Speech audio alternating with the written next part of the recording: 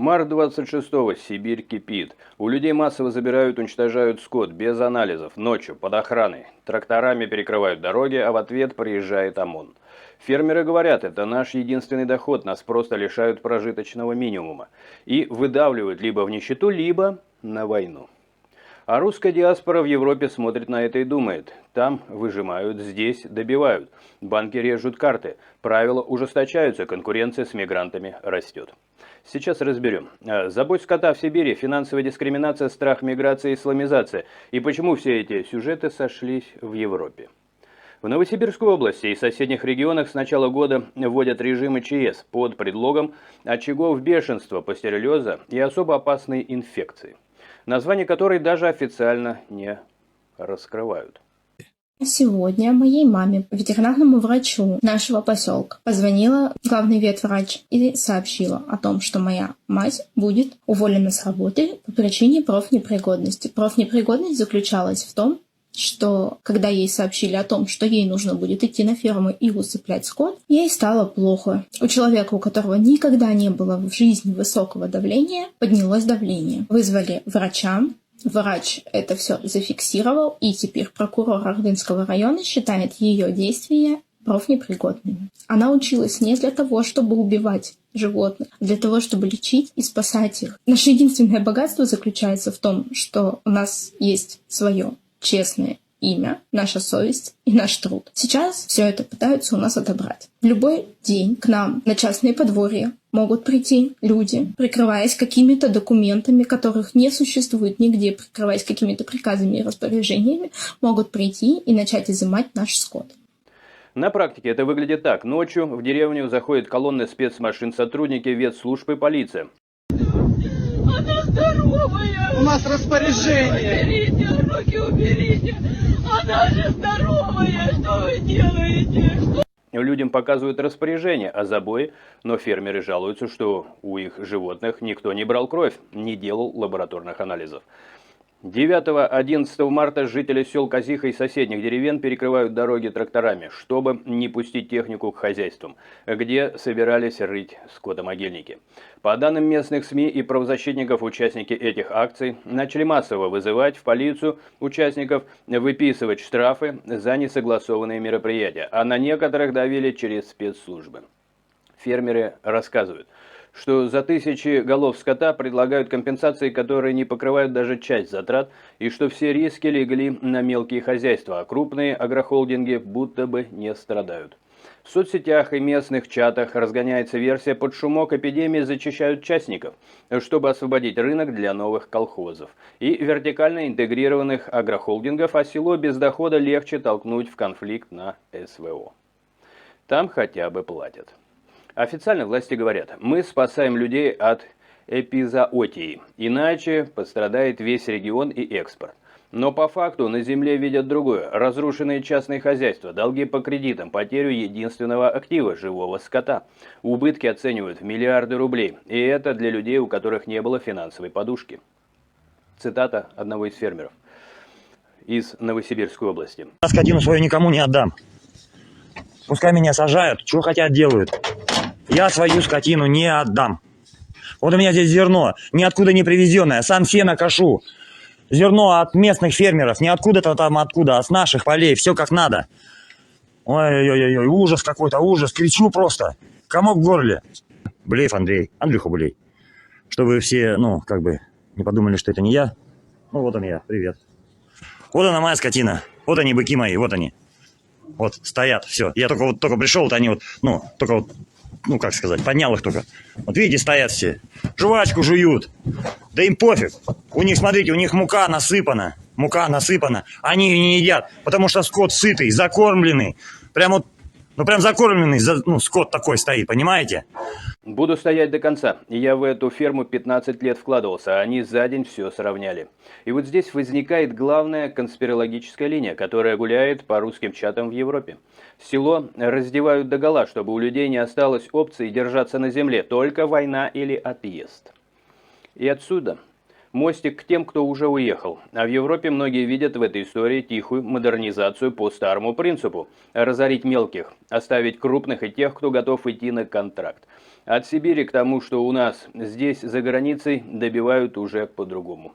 В Евросоюзе формально все четко. Еврокомиссия прямо говорит, блокировать счета всех россиян подряд не надо. Санкции этого не требуют. Особенно если у человека есть ВНЖ или долгосрочная виза. На практике банки перестраховываются, закрывают счета, не перевыпускают карты, режут доступ к платежным сервисам, особенно если клиент гражданин РФ и не резидент, или у него не идеальные документы.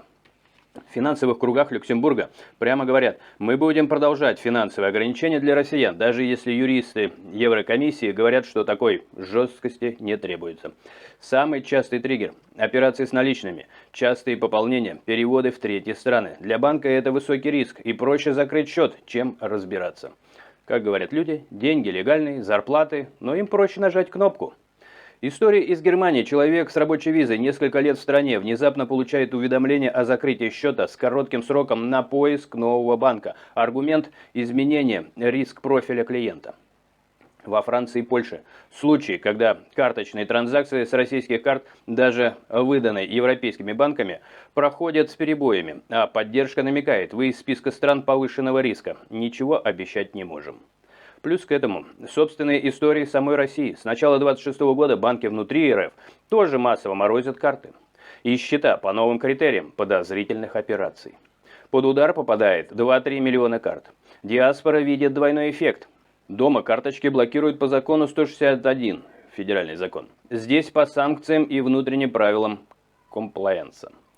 В итоге люди оказываются между двух систем, где ты всегда не такой. Цитаты из соцсетей такие.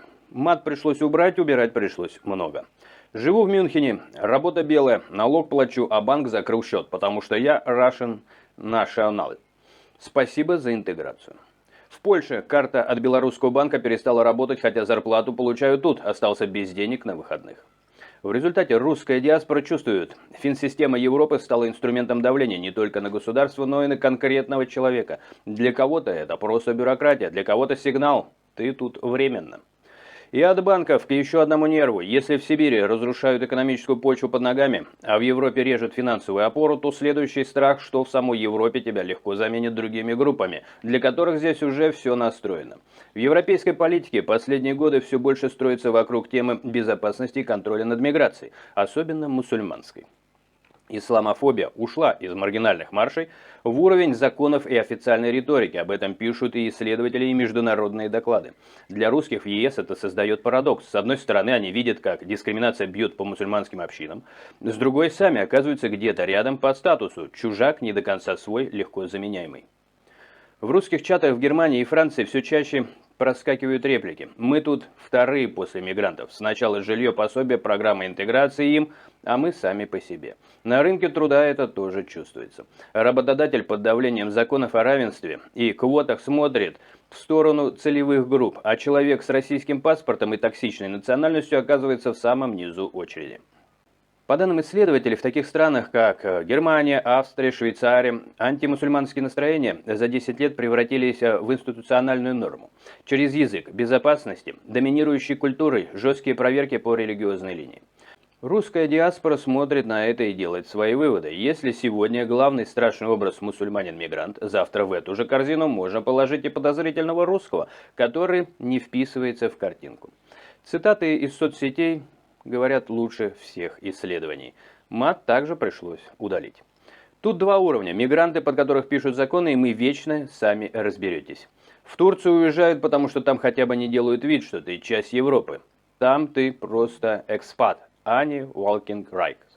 Параллели с Турцией возникают постоянно. Многие русские сравнивают жизнь в мигрантском квартале в Европе и русские районы в Анталии или Стамбуле, где тебя не пытаются встроить сложную политкорректность, но и не дают устойчивых прав.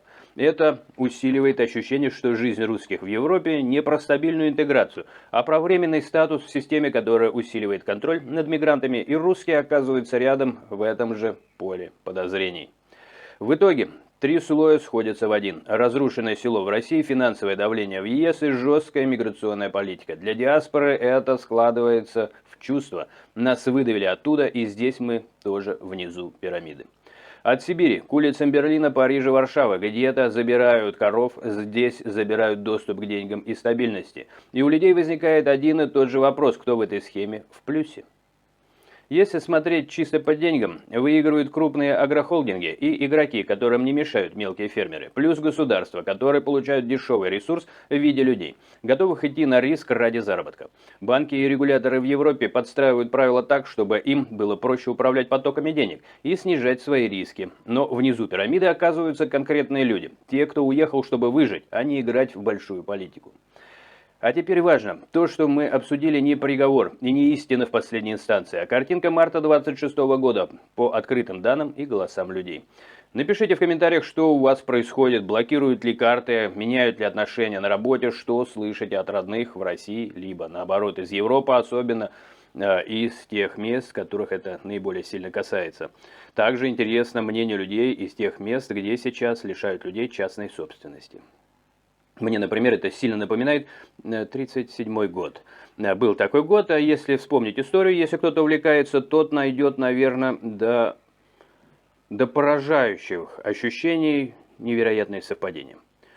Когда-то был такой момент, был после революции кронштадтский мятеж. Возмутились военнослужащие, устроили мятеж, коммунисты с ними активно боролись, они сбежали за границу. И на какое-то время даже пришлось немножко мягче сделать правила и даже разрешить НЭП, новая экономическая политика с частной собственностью. Когда государству совсем страшно, оно часто много что позволяет людям. А потом в 30-х годах это все сворачивали достаточно жестко. Мне почему-то приходит на память именно эти истории. Впрочем, не знаю, будет любопытно, что напишите вы. Но версия того, что когда людей оставляют без частной собственности, они становятся абсолютно зависимыми, они становятся государственниками, то есть бюджетниками, а дальше бюджетника куда пошлют, туда пойдет. У него просто нет выбора, ему нужно кормить своих детей, ему нужно покупать лекарства своим родителям. И такое впечатление, что специально или случайно, искусственно или по совпадению все настроено на то, чтобы некоторые люди оказывались в условиях, когда у них просто нет другого пути. Тем не менее, пишите, что вы об этом думаете, с чем сталкивались из озвученного сами, и обсудим это, возможно, в дальнейшем расследовании, рассмотрении этой странной ситуации. Ну а пока что прощаюсь с вами, желаю, как всегда, процветания вам и вашим близким, мудрости, здоровья и, самое главное, берегите себя.